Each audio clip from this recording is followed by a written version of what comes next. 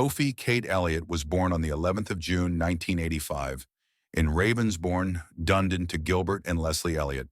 She was the third child to the couple and their only daughter with two older brothers, Chris, 7 years older, and Nick, 11 years older.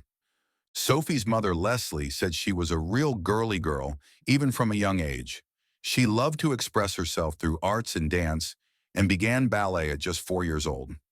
It wasn't long before Soph branched out into other areas of performing arts like drama and music.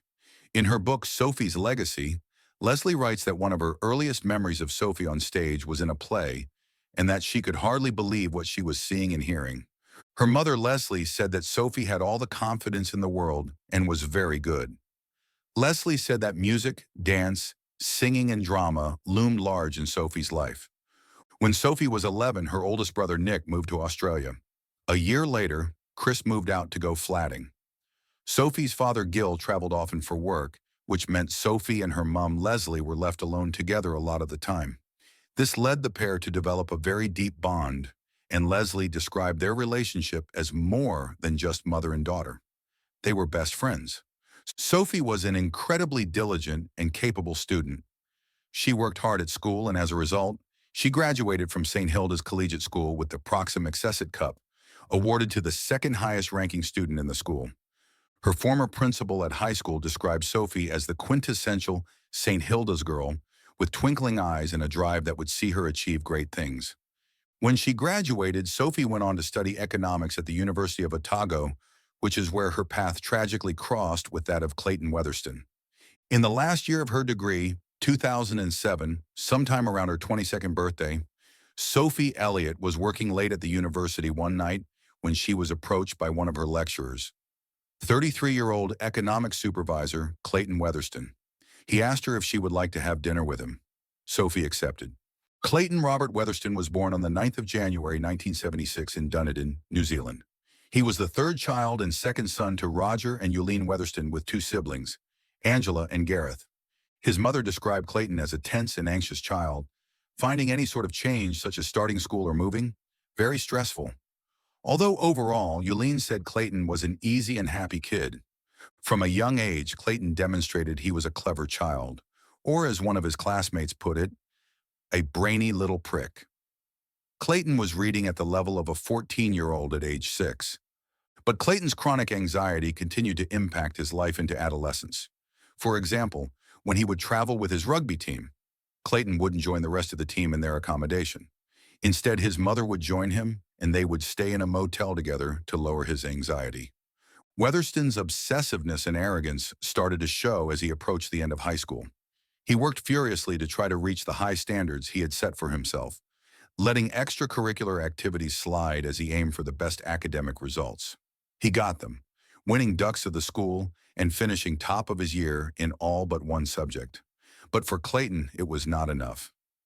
I was extremely disappointed with my external examination performance, and part of that I think was created by anxiety, Weatherston said.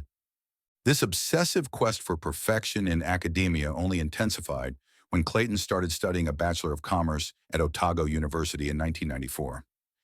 He breezed through his internal assessments with A+ grades, but his extreme anxiety made external examinations difficult. He'd get so wound up before exams he'd vomit. Eventually, Clayton managed to get a medical certificate, which allowed him to resit the exams. A feature of his university career would be an inclination to pull out of a paper if he thought he would get anything less than an A+ grade. It is understood Weatherston pulled out of one paper 2 years in a row, when on both occasions he would easily have achieved an A or an A-. It was only on the third occasion that he saw the paper through, gaining another of his 25 A+ grades. In 1998, following the ending of a 4-year relationship when his girlfriend moved to Auckland and Clayton stayed behind, he decided to visit the Otago University Student Health Center for the first time to discuss his anxiety and lack of resilience during stress. Dr. Stuart McMain prescribed Clayton Prozac, an antidepressant which is commonly used to treat anxiety and panic disorder. Clayton's proclivity for dropping papers meant he moved through his degree at a snail's pace. 6 years after starting his studies, in 2000, he finally graduated, and immediately began pursuing a postgraduate in economics. In 2003, Clayton began work at the Treasury in Wellington, but just 9 months later he returned to Dunedin much earlier than expected. The official story was he returned home due to an ongoing bout of glandular fever. But there's rumors that Clayton was not well liked or a popular person during his brief time at the Treasury. In May 2004, Clayton began a new relationship with a woman who has name suppression. She spoke of Clayton at the trial. He had a loving, generous side and a nasty and mean demeanor on the other. The private side was a fairly insecure person and someone who could be very mean and someone that got very worked up very easily and wouldn't be able to get over those things. In late 2006, Clayton's romantic relationship ended. Weatherston lost it with his girlfriend, kicking her and jumping on her, causing her nose to bleed. Later, Clayton told the court he believed he could have killed her in the incident. One night sometime in mid-2007, Clayton was working late in his office at the university. Clayton was leaving feeling a bit peckish as he had not had any dinner. He found one of his female students also working late. Clayton asked if she would like to join him for dinner. She accepted. That student was 22-year-old Sophie Elliott. A relationship quickly formed, although it was rocky from the beginning. Within 3 weeks, Sophie began to express concerns to her mother. She used to complain that he would never answer text messages, was often late for date arrangements, not ringing her when he said he would, that kind of thing. He liked to drink and socialized, yet the odd thing was he seldom ever asked Sophie to join in much of his socializing. Yet he expected her to pick him up from various events. Often she didn't hear from him for days, and when she did, it was Sophie who had to fit in with his arrangements. As I said to Sophie, not a good start to a relationship. Clayton's version of events is that Sophie had become obsessed with him. Sometime mid-2007, Sophie traveled to Wellington and secured a position in the Treasury's graduate program, beginning in January 2008. This program involved a year of on-the-job learning before a potential promotion to Treasury analyst. After Clayton's abrupt exit from the Treasury under a cloud, he became incredibly jealous and began threatening to ruin Sophie's still yet to begin career, using his contacts at the Treasury. The tumultuous nature of the relationship meant the two broke up all the time. They'd break up, not speak for days, and then a week later, they'd get back together again. Clayton treated Sophie like shit. At the time, though, Sophie and her family didn't recognize his actions as domestic abuse. He would call Sophie fat, ugly, and stupid, and brag to her about how many girlfriends he had previously, much better than you. Many arguments between the couple revolved around Clayton's constant need for reassurance about his sexual performance, in particular how he ranked in comparison to previous partners. Was he number one? The persistent conflict reached its climax when a frustrated Sophie relented and admitted he wasn't. The relationship ended sometime in November 2007. All Sophie's exams were finished, her university life was over. She was finally going to graduate. With a couple of months until the big move to Wellington, Sophie took a holiday with her best friend Jess. First visiting Sophie's brother Chris in Melbourne. Next, they traveled to Sydney to visit Sophie's other brother Nick. Finally stopping off on the Gold Coast for some theme park action. Sophie phoned Clayton once during her time in Australia. He was very dismissive of her and alluded to being with another woman. On the 15th of December 2007, Clayton threw a party to celebrate the completion of his PhD. Sophie attended, taking photos in line with her passion for the art. On the 27th of December 2007, Sophie had finished putting together a photo album with the pictures from the party that she'd created for Clayton as a late Christmas present. An unbelievably kind gesture after the appalling way he had treated her during their relationship. However, when she arrived at his flat, Clayton turned physically violent. Leslie Elliott describes the incident in her book, Sophie's Legacy. He invited her to sit next to him and talk about where they were going. At that point, he began to get amorous. Sophie had no intention of having any further romantic attachment with him and asked him to leave it at that. He then suggested they go to the bedroom and she responded by saying, "You're not getting the message? This is over." As she stood to leave, his mood suddenly changed. He picked her up, carried her to his bedroom and threw her roughly onto the bed. Sophie began to scream and Weatherston straddled her and put one arm across her throat and a hand over her mouth.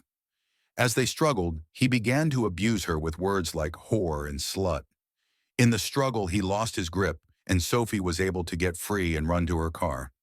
He followed, opened the car door and screamed, "When you were flying back from Australia, I hoped the fucking plane would crash so you would be killed." Sophie's diary entry for that day read, "Lord, I hardly know where to start. Clayton assaulted me. When I went to leave, he went absolutely psycho. No exaggeration at all, I assure you. He told me I'm a fucking horrible person. Everyone hates me. I'm fucking ugly. He has never liked me, etc. While pinning me down with his entire body on his bed. I confess I was very scared and panicky. I've never had a guy use his weight against me like that. I knew he was furious and extremely unreasonable." Murder. On Wednesday, 9th of January, 2008, Sophie and her mother Leslie were finishing up the last bits of packing before Sophie moved to Wellington for her new job at the Treasury as a graduate analyst when there was a knock at the front door. Leslie opened the door to a grinning Clayton Weatherston. He asked if Sophie was in, as he had something to give her. Leslie let Clayton inside as Sophie stood at the top of the stairs. She told him she was really busy and running late, so if he wanted to talk, it would have to be in her room while she continued packing. Leslie returned to the kitchen, which was directly underneath Sophie's bedroom. From the kitchen, normal conversation could be heard as faint murmuring, with any raised voices heard easily. Leslie turned off the radio so she could hear any disputes, but Leslie couldn't hear so much as a murmur coming from Sophie's room. A few minutes later, Sophie appeared in the kitchen. She said Clayton was just sitting on the bed, not saying a word, and she didn't know what he wanted. Leslie told her to get rid of him as she was running late and had heaps to do before going out. Sophie returned to her bedroom and Leslie heard the door close right. Immediately after came a horrific scream and Sophie shouting, "Don't Clayton! Don't Clayton!" Leslie ran up the stairs hearing Sophie screaming and screaming. She kicked and charged at the door, yelling at Clayton to open it, but he didn't. She raced back down to the kitchen to get a meat skewer and her cell phone to call 111, but was so traumatized she couldn't recall doing so. Sophie's door handle had a small hole in it as a safety measure to release the locking mechanism. While Leslie tried to steady her hands to get the skewer into the tiny hole, she heard a rhythmic thumping. She thought Clayton was sexually assaulting Sophie, and the thumping was the sound of the headboard banging against the wall. Sophie kept on screaming and screaming, and then Sophie made two gasping sounds before the screaming stopped, and all that continued was the horrible thumping. When Leslie managed to get the door open, she saw a horrific scene and knew instantly that Sophie was dead. Clayton Weatherston was straddling Sophie's body, stabbing her violently in the chest. Even when Leslie entered the room, he didn't stop. He continued stabbing Sophie with his right hand while pushing the door closed with his left. He never said a word. The 111 operator instructed Leslie to leave the house. Realizing that Sophie was beyond help, Leslie rushed downstairs and ran as far as the end of the drive, where she collapsed on the grass verge, shaking and crying uncontrollably, right behind Clayton's car. Constable John Cunningham arrived first on scene and ran down the drive toward the house. Cunningham had arrived alone, believing it to be just another domestic, so he went to confront Clayton alone. Constable John Cunningham spoke at the trial. "I then heard the door being unlocked, so I opened it and stepped into a small bedroom. In front of me, to my left, was the body of a young Caucasian female on the floor. She was covered in blood around her neck and upper torso. A male was standing with his hands by his sides at the end of the bed next to the body. I said to this person, 'What have you done?' To which he replied, 'I killed her.' He was calm and reserved. He did not appear to be shaking or anything similar. He was in a normal state and in control of himself. When I told him to lie face down on the floor, he immediately complied. I then asked him, 'Why did you kill her?' He said, 'The emotional pain she has caused me over the past year.' When I asked him what he killed her with, he said a knife. I asked him where the knife was, and he said, 'Probably under her.' I asked him about a pair of scissors between the victim's legs, to which he replied, 'I used them at the end.' When I got him outside, I asked him whose blood it was smeared over his arms, legs, and face, and he replied, 'A little bit mine, mostly hers.' When I asked him who he had killed, he replied, "It is Sophie Kate Elliott, 11th of June, 1985. Deposition. The next day on the 10th of January, 2008, Clayton Weatherston appeared in court in Dunedin. He pled not guilty to the charge of murder. What would follow would be months and months of lengthy court proceedings and delays, further traumatizing the Elliott family. First, there needed to be a committal hearing, also known as a deposition hearing or preliminary hearing. On the 26th of May, 2008, Sophie's mother, Leslie Elliott, was the first of 17 witnesses to present evidence at Clayton Weatherston's committal hearing. She presented her account of what she heard on the 9th of January, 2008, describing the rhythmic thumping followed by soft sighs. In my mind, I thought he was raping her because of the thumping noise, which I thought was her headboard hitting the wall, and the sighs were her passing out. Then Leslie described what she witnessed when she finally got the door open. Leslie continued with her testimony, describing the on-again, off-again nature of the relationship and Clayton's physical and emotional abuse. She spoke of how it had affected Sophie's self-esteem because she blamed herself. Leslie described Clayton physically assaulting Sophie in December of 2007 and how Clayton had wished her dead that day. Clayton looked disinterested with Leslie's evidence, looking calm and composed during the 4-hour testimony, shaking his head regularly. This calm demeanor changed when Clayton's ex-girlfriend took the stand. In Clayton's mind, his former girlfriend was one of his allies in this trial. While the relationship of 3 years was over, the two spoke regularly in the months leading up to Sophie's death. While awaiting trial in jail, Clayton wrote to her, "I have been better and have been thinking about you. This is a rough ride and it's not looking like getting any easier. I am in a cell, 3.5 meters by 2.5 meters, most of the day getting some time for a shower and outside in a small yard. The good is pretty good. Knowing I have your support is crucial to me.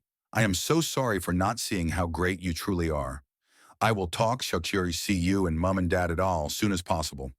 I am also sorry that such a horrible person has been glorified in the media, from what I have heard. That is our society. It will blow over. Not going to dwell on the uncontrollable, but rather on staying positive. There is unfortunately way too much time here to overanalyze. I have started to appreciate the small things in life already. I am nervous about court on Thursday and am annoyed my side will not be made public. I also expect a lot of ill will. I will focus on your continued positive energy to help me through it. Don't know what I'll be wearing. You is my one, Clayt." Injuries. Sophie's injuries were horrific and deeply troubling. A pathologist at the deposition relayed that Sophie had received a total of 216 stab wounds, including 40 times in one eye and 20 in the other.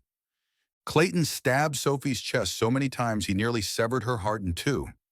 It gets worse because Clayton had gone on to mutilate Sophie's body with a pair of scissors towards the end of the attack.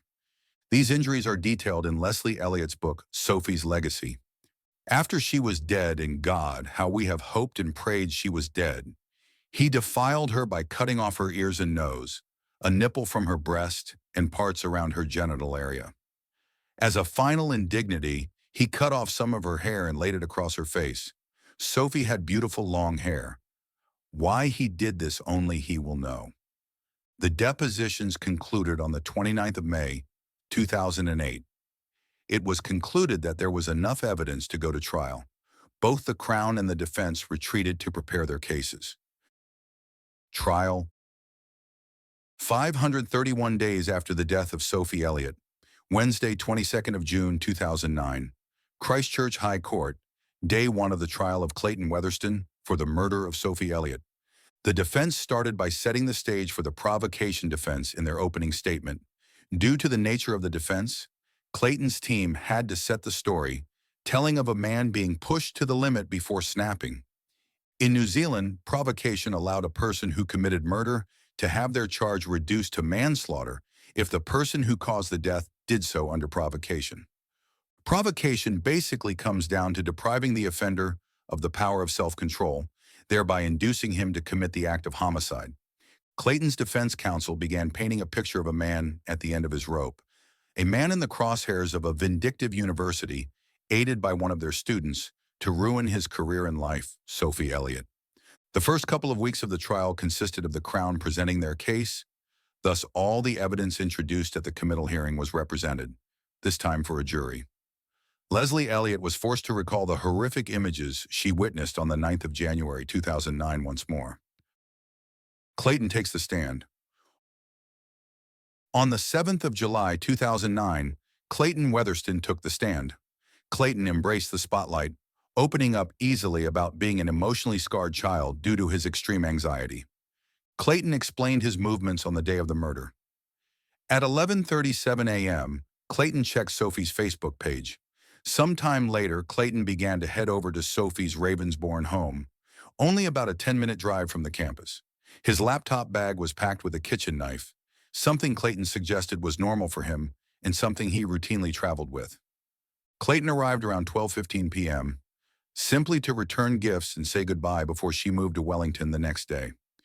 Clayton says when he asked Sophie if he should be tested for a sexually transmitted disease because she had slept with someone in Australia, she lunged at him with a pair of scissors. It happened very quickly. I tried to block her, and I remember her hitting me around the face with her other hand. My reaction to that was not good. I was very scared. I reached out and grabbed her around the neck very hard. My glasses went off to my left. I just remember a lot of noise and pushing forward into her to push her away. I have memories of a pounding movement and a lot of noise, but nothing directed at me. Background stuff. The next thing I recall is standing or kneeling over her with a pair of scissors in my right hand. The scissors had gone through the front of her throat, and I could feel a crunching sound. Not of them going in, but of meeting something hard, her spine. It's quite vivid. After 5 weeks of evidence being presented, on the 23rd of July 2009, the jury returned a verdict, guilty.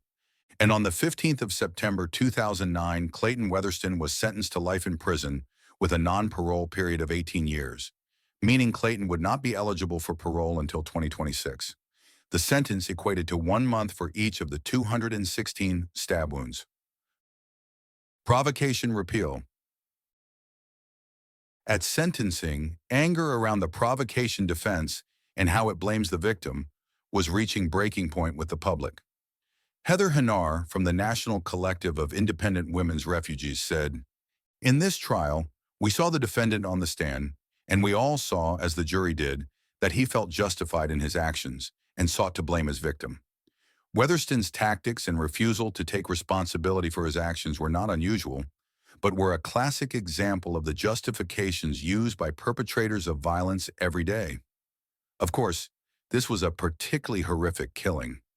But what was really unusual about this case was that Clayton Weatherston took the stand. The jury, and indeed the whole country, witnessed his self-righteous lack of remorse. We cannot let this go on. It is time to really invest in change. New Zealand just cannot afford the social and economic cost of domestic violence anymore. As a country, we must recognize the urgency of this issue and strive for the elimination of violence towards our women, our children, and our families." 2 months later, on the 27th of November 2009, the partial defense of provocation was abolished. Justice Minister Simon Power, who introduced the crimes, provocation repeal. Amendment bill in August, earlier in the year, said the provocation law was flawed. It effectively provides a defense for lashing out in anger, not just any anger, but violent, homicidal rage. It rewards lack of self-control by enabling an intentional killing to be categorized as something other than murder. Aftermath. The Elliott family struggled deeply after Sophie's death.